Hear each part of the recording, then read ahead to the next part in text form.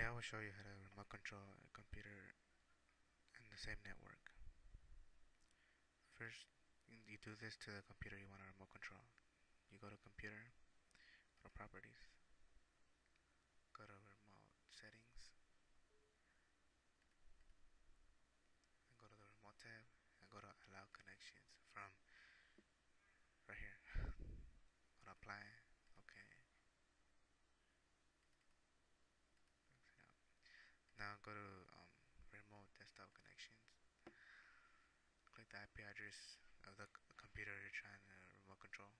Go to connect, type in your password. The password is from the user account of that computer, and it should connect. Now your other computer should go to lock, and that's it. Thanks for watching.